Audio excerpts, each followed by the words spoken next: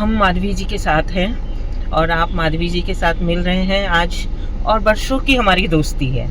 लेकिन मैं आज रिपोर्टर के रूप में हूँ और माधवी जी स्पोक पर्सन के रूप में है। तो हम लोगों ने आज सोचा क्यों ना एक बातचीत कर ली जाए बीजेपी की जो जीत है उसके जश्न पर। तो हमारी माधवी जी के साथ जो बातचीत हुई आप जरूर सुनिए। बीजेपी बंगाल में आई है और आप जश्न मना रहे हो, और जश्न मनाने का आपने जो तरीका ढूंढा कि आप बोल रहे हो कि हम तृणमूल पर वार नहीं करेंगे और अपने जश्न में शामिल भी करेंगे, ऐसा क्यों?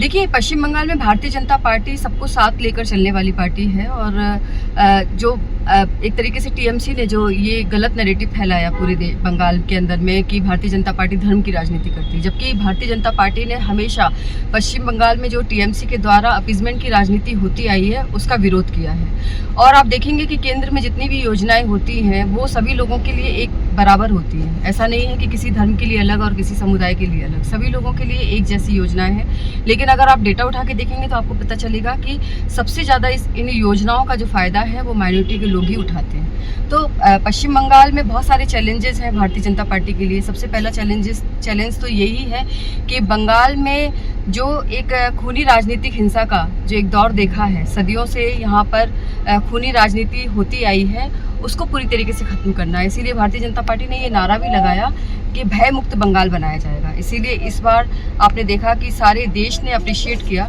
कि इलेक्शन में कोई भी हिंसा नहीं हो पाई, और जो एक तरीके से छापामारी की जो राजनीति होती थी, वोट होता था, उसको भी ख़त्म किया गया। राजनीति का जो दूसरा मुंह मैं देख रही हूँ वो इधर की तरफ है कि कल रात को ही शुभेंदु जी के पीए को मार दिया गया, और आप लोग अभी भी चुपचाप किसी को भी कुछ करने नहीं दे रहे हैं, जबकि बंगाल के राजनीतिक में ऐसा घटित होना आम बात है और उसके बाद प्रहार करना भी आम बात है। लेकिन बीजेपी एकदम चुप मार के बैठी है, ऐसा क्यों? नहीं, बिल्कुल नहीं, ऐसा बिल्कुल भी नहीं हो सकता कि बीजेपी चुप रह के ये सारे अपराधों को बर्दाश्त कर ले। ये जो कल जो इंसिडेंट हुआ है, जो कल जिस तरीके से मर्डर किया गया है, ये राजनीतिक हिंसा दिखती है इसमें, और साथ ही साथ एक जो कह सकते हैं कि बदला लेने की जो एक सोच है वो दिख रही है। ये प्री प्लान जो मर्डर किया गया है, ये योजनाबद्ध तरीके से इस मर्डर को किया गया है और रेकी करके टारगेट किया गया है, और उसके बाद इस कृत्य को अंजाम दिया गया है। तो निश्चित रूप से आप ये समझ के चलिए कि किसी भी हाल में इन अपराधियों को बख्शा नहीं जाएगा। जिन लोगों ने ये हरकत की है, एक माँ का बेटा छीन लिया। आप सोचिए कि उस माँ ने ये बोला कि जो अपराधी हैं उनको जरूर से पकड़ के सजा दी जाए, लेकिन फांसी मत देना, सिर्फ उनको उम्र कैद दे देना।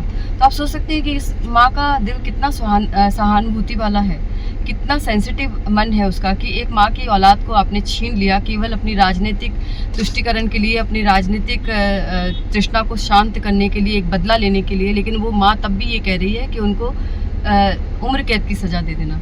तो इस तरीके की जो सोच है, इस तरीके की जो हिंसा है, वो केवल टीएमसी के द्वारा ही की जाती रही है हमेशा से, और भारतीय जनता पार्टी ने इसका विरोध किया है। भारतीय जनता पार्टी अपना नारा लेकर ही आई कि जो है भय मुक्त बंगाल बनाया जाएगा। लेकिन कल जो घटना घटित हुई है उसमें आप एकदम निश्चिंत रहिए कि इस पर जो अपराधी हैं बच नहीं सकते किसी भी हाल में, और कड़ी से कड़ी जो भी कार्रवाई होगी और जल्दी से जल्दी उन अपराधियों को पकड़ा जाएगा। चलिए हम मान लेते हैं कि आप जो कह रहे हो, लेकिन एक माँ का जो बच्चा खोया है उसको तो तुरंत चाहिए इस स्थिति से न्याय। देखिए, अभी भारतीय जनता पार्टी ने इतनी बड़ी जीत हासिल की, बंगाल में सेलिब्रेशन चल ही रहा था, और सबसे बड़ी बात यह है कि केवल राजनीतिक लोग ही नहीं, बंगाल का एक आम व्यक्ति भी बहुत खुश है इस परिवर्तन से, क्योंकि ये परिवर्तन केवल बंगाल का परिवर्तन नहीं है, ये बंगाल के अस्तित्व का परिवर्तन है, जो सकारात्मक परिवर्तन के सालों से जो है 34 वर्षों का जो शासनकाल रहा,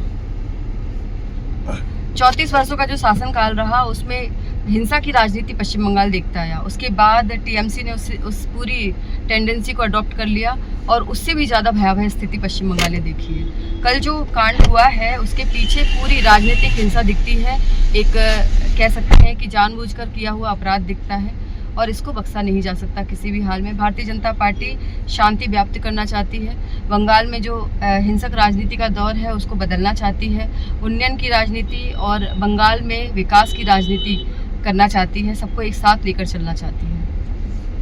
आप आने वाले समय में जो देख रहे हो या करना चाहते हो, तो अपने जो चाहने वाले बंधु है या दर्शक है या समाज है, उसको क्या आप बोलना चाहोगे? यही कि सब लोगों ने अपने वोट के द्वारा भारतीय जनता पार्टी को चुना है बंगाल में, और मुझे लगता है कि पूरे बंगाल ने ये सोचा कि अब परिवर्तन होना चाहिए। तो निश्चित रूप से जब उनकी सकारात्मक सोच है कि वो चाहते हैं कि बंगाल में विकास हो, बंगाल में भारतीय जनता पार्टी की सरकार को बनाया है, और ये एक सकारात्मक सोच की वजह से हुआ, क्योंकि अभी तक जो नकारात्मक पश्चिम बंगाल में राजनीति और जो एक तरीके से एक तरफा स्थिति बनी रही, विशेष समुदाय के लिए काम होता रहा, उससे इतर जाके बंगाल की जनता ने अपना मैंडेट दिया है। और निश्चित रूप से पश्चिम बंगाल में जो इतने सारे लोगों की एक आशा है, उम्मीद है, उस पर पूरी तरीके से खरी उतरेगी भारतीय जनता पार्टी। आज भाजपा जीत की जश्न मना रही है, इस पर आप क्या कमेंट करोगे? देखिए, बहुत सालों की मेहनत है, उसके बाद आज ये दिन भारतीय जनता पार्टी को बंगाल में देखने को मिला है। सैकड़ों कार्यकर्ताओं की एक तरीके से कह सकते हैं कि बलिदान के बाद पश्चिम बंगाल में भारतीय जनता पार्टी आज स्थापित हुई है। हमने 3% वोट से शुरू करते हुए आज 46% वोट तक हम पहुँचे हैं। इसमें बंगाल के भारतीय जनता पार्टी के बहुत सारे कार्यकर्ताओं का पूरा योगदान है, तब जाके आज पश्चिम बंगाल में भारतीय जनता पार्टी का जो ध्वज है वो लहरा पाया है। धन्यवाद दोस्तों। नमस्कार, आपको बहुत बहुत शुभकामनाएं। आपको भी धन्यवाद।